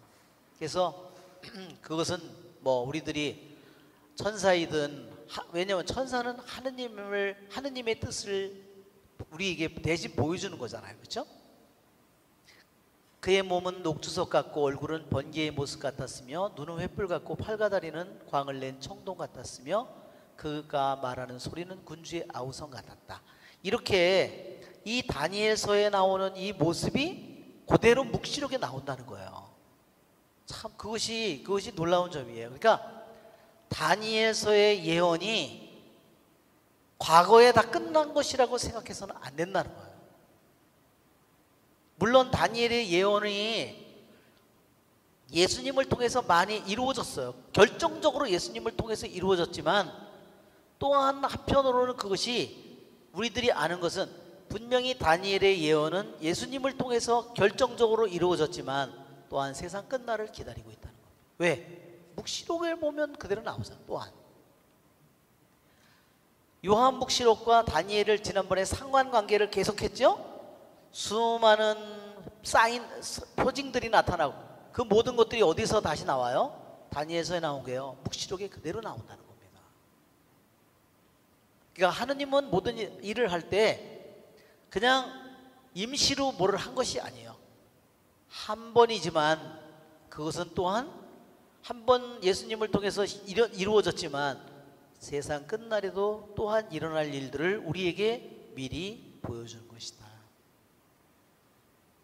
나 다니엘만 그 환상을 보았다. 자, 여기 나와 함께 있던 사람들은 환상을 보지 못했고, 그렇죠?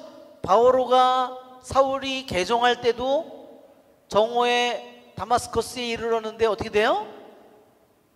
다른 사람은 그렇죠? 똑같이 그 자리에 있지만 그것을 보지는 못합니다. 그렇죠?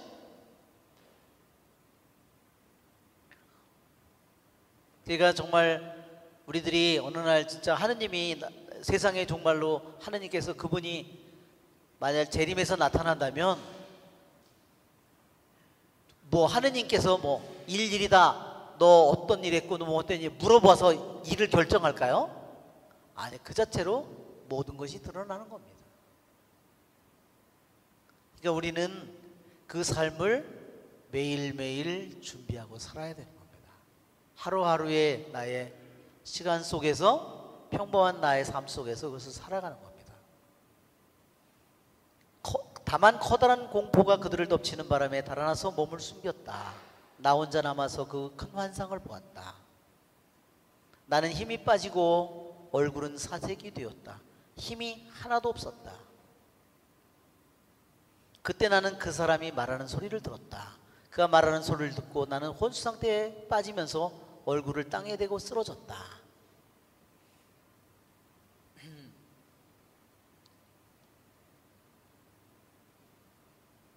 이게 다니엘이 이제 고행을 하는 그렇죠 모습이죠. 이게 이제 바빌론 광기슬에서 왜 티그리스 강에 왜 있었는지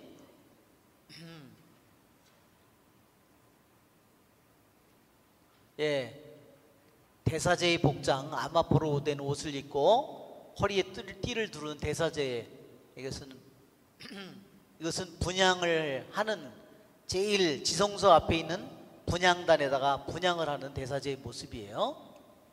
대사제의 복장입니다. 네.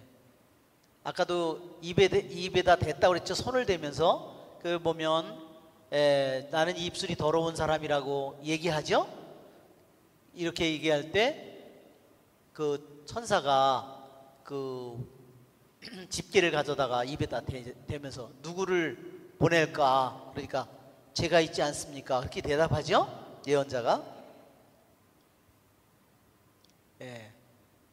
이게 지금 그 장면을 하는 겁니다. 여기 있는 것처럼 지금 이게 그림이 이런 식으로 이렇게 됐는데 원래는 아까처럼 이렇게 촛대가 이렇게 7개 있는 이렇게 삼중으로 되어 있는 그런 거 쓰면 좋겠는데 이건 그림을 이렇게 그려놨어요. 하여튼 이렇게 그냥 무슨 이렇게 그렸어야 되는 건데 자 여기서 입에서 뭐가 나가죠? 칼이 나가고 있는 겁니다.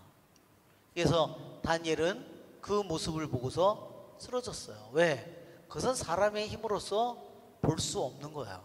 그렇기 때문에 저렇게 죽은 사람처럼 된 겁니다. 하느님의 현존 앞에서 이게 황금등경이 이렇게 하나, 둘, 셋, 넷, 다섯, 여섯, 7개가 있는 그죠? 이 지성소 안에는 그 천막으로 친 그 지성소 안에는 그 네 겹의 천막으로 그 지성소를 덮었어요. 그래서 빛이 아무데도 들어올 수 없었습니다.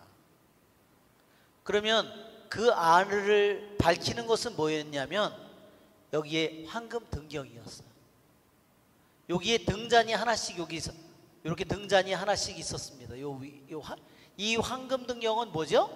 금 한 덩어리로 만드는 거예요. 한 덩어리로 저걸 두들겨서 이야 저걸 어떻게 한 덩어리로 두들겨서 조립을 해서 부분 만들어서 조립을 하면 쉬울 것 같은데요. 하느님께서는요 저걸 손으로 두들겨서 만들려고 그랬어요. 야 저거는 무슨 정말 저거는 인간의 지혜로는 만들 수가 없는 겁니다. 저 황금등경 그 황금등경은 바로 세상에 빛이신 하느님을 우리에게 잘 보여줍니다. 그리고 거기에 성소 안에 황금등경 분향단 또 뭐 있었어요? 예, 하느님의 현존 빵 그 상이 있었어요. 그렇게 3가지가 딱 있었습니다. 네, 그 모든 것이 다 예수님을 통해서 그대로 이루어지죠. 자,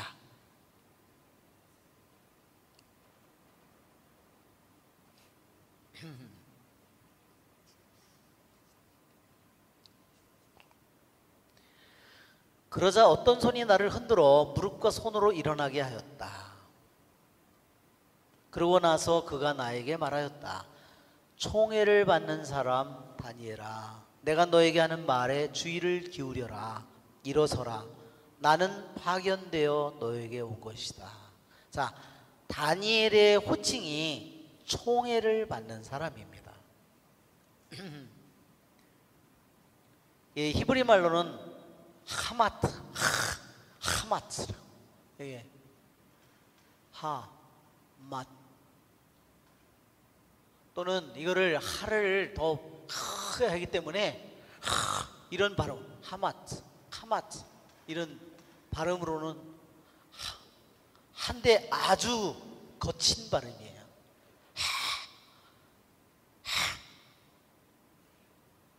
여러분 가래침 뱉듯이 예. 유대인 노래를 들어보면요 저런 발음이 그 사람들은 너무나 쉽게 저 발음을 하더라고요. 그래서 누가 이름 지려면 하마드라고 이름 지세요. 왜? 총애를 받는 사람이잖아요. 얼마나 정말 좋은 뜻이에요. 그죠? 하마드.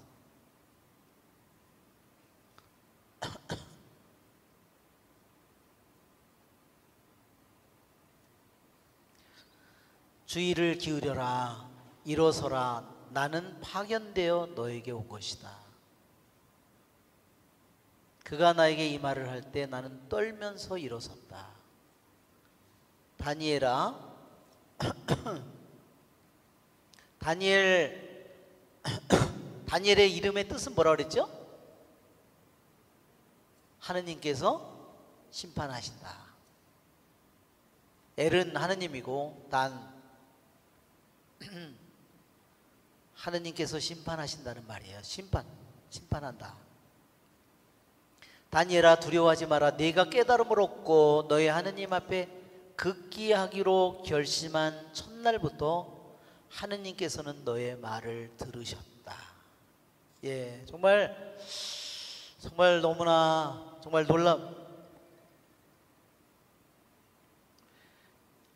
너무나 놀라운 말씀이에요. 그러니까 다니엘이 극기하고 단식하기로 결심하는 그날부터 하느님께서는 이미 그거를 들으셨다고 했어요.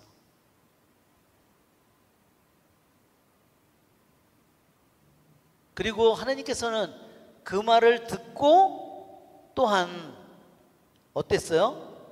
그 기도를 듣고 그 극기와 단식을 당신께서 들으시고 바로 하느님께서는 응답을 주셨다는 거예요. 천사를 보내서.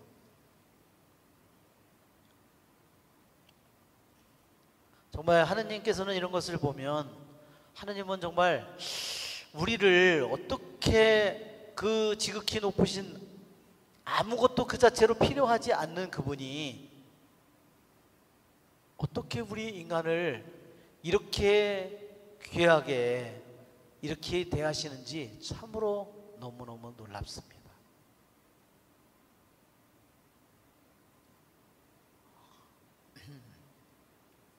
바로 뭐 때문에 왔다고 그랬어요?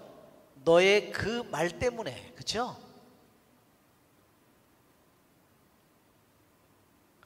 우리가 지난번 다니엘의 기도에서도 본 것처럼 다니엘은 자기 자신을 위해서, 자기 자신의 영달을 위해서 사는 사람이 아니죠.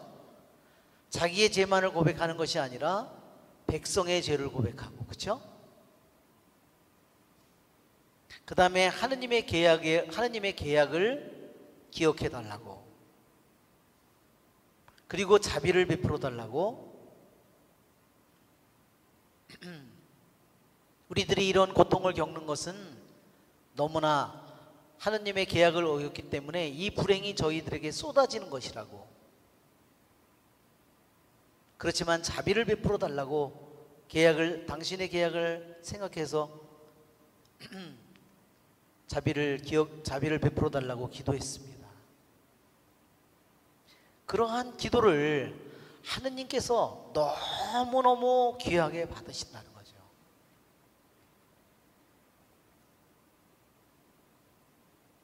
그래서 우리 마태복음에도 보면 그 수호천사가 아버지의 얼굴을 보고 있다고 그랬잖아요. 각 사람의 수호천사가 하느님의 얼굴을 보고 있다고 했잖아요.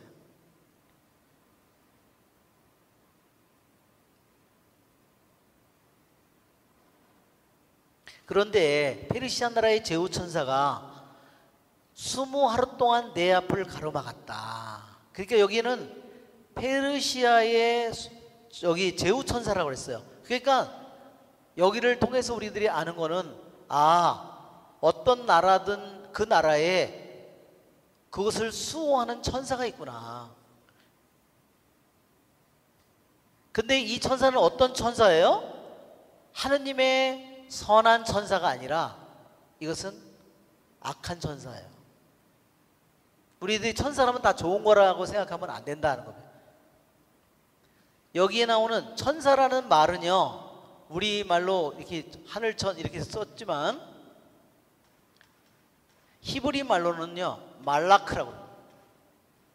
말라크라는 히브리 말로 이게 천사인데 이 말의 뜻은 뭐냐면요, 심부름꾼이에요. 말라크.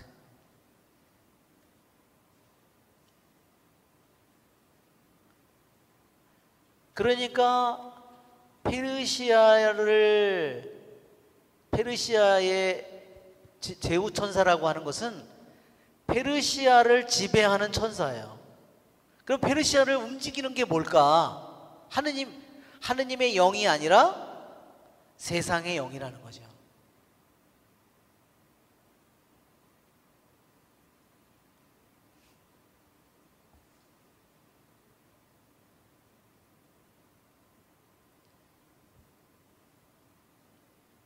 그래서 일품 제후 천사들 가운데 하나인 미카엘이 나를 도우러 오자. 여기서 그러니까 다니엘은 가브리엘 천사도 만났고, 다니엘 여기 보면 미카엘 천사도 만난 거예요.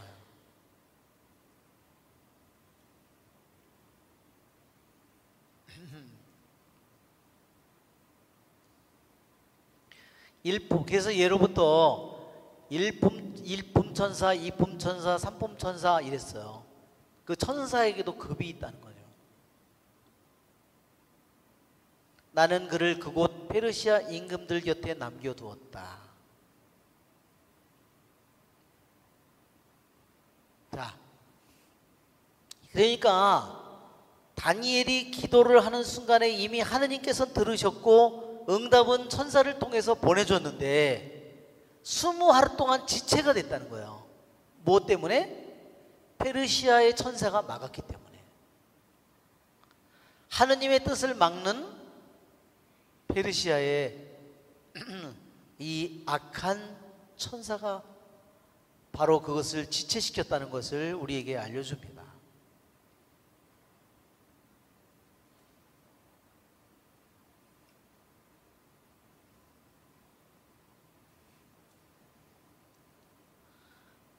그래서 토마스 아퀴나스 성인은 그랬어요. 천사는 그의 고유한 이름이 아니다. 천사는 뭐냐면 직책이다. 그럼 본성은 뭐냐? 본성이 천사냐? 본성은 영이다 그랬어요. 본성은 영이고 직책을 말하는 것이 천사다. 왜? 천사, 하느님께서 심부름을 보냈다는 뜻이에요. 천사. 이 히브리 말을 그대로 번역한 게 천사예요. 말라크.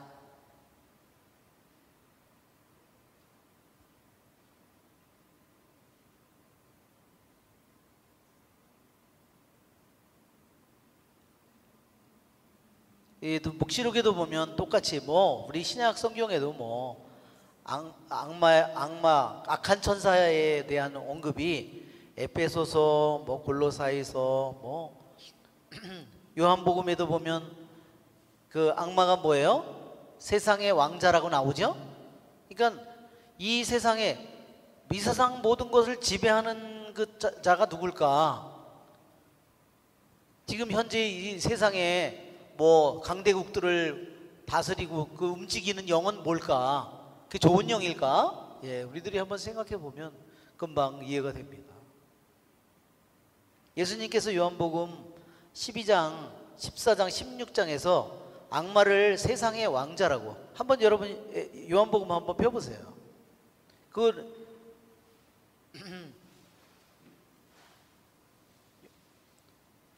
예수님께서 이 말씀을 통해서 악마의 정체를 우리에게 알려준 겁니다. 요한복음 12장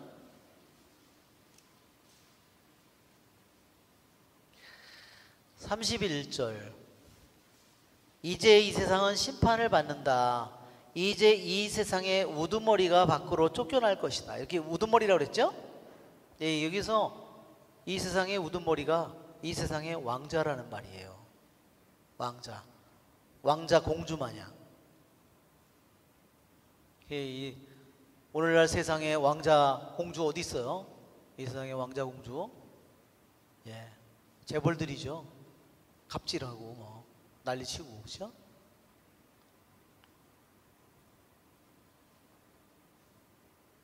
그 다음에 14장 30절에도 또한 예수님께서 이 사탄의 정체를 우리에게 이 세상의 우두머리라고 또 알려주시고, 그 다음에 16장에서도 다시 나옵니다. 세상의 우두머리라고. 근데 이 우두머리라고도 번역하고요, 이거를 세상의 왕자라고, 왕자, 프린스라고 번역합니다.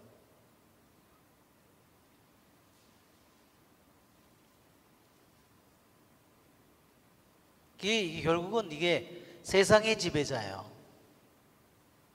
세상의 영이죠. 그러니까 오늘날 보면 아무리 코로나가 많이 걸려도 어때요?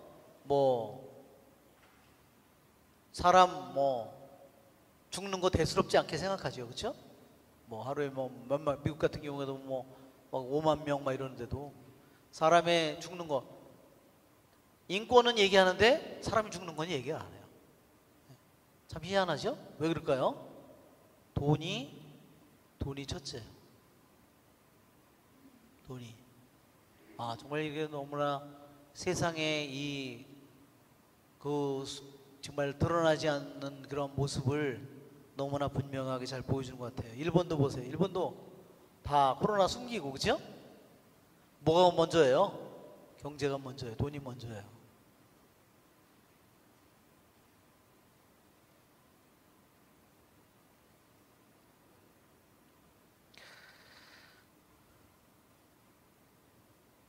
그러니까 이러한 시대에 우리는 정말 내가 내 생각과 뜻과 마음을 어디다 두고 무엇을 의지하면서 살아야 되는지 더 정신을 우리들이 똑바로 차려야 된다는 겁니다.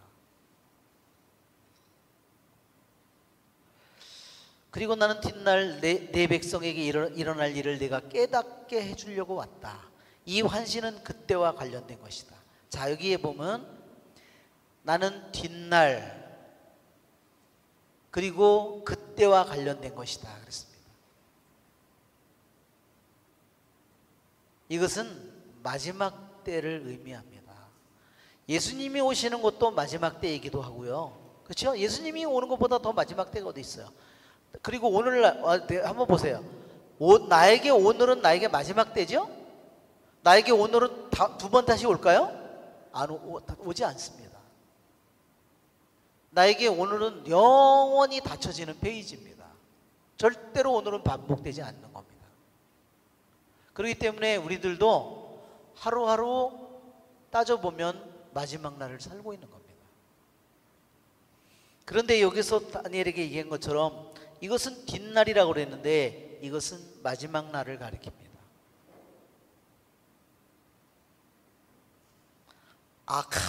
아카리트라고 그래서 마지막 때.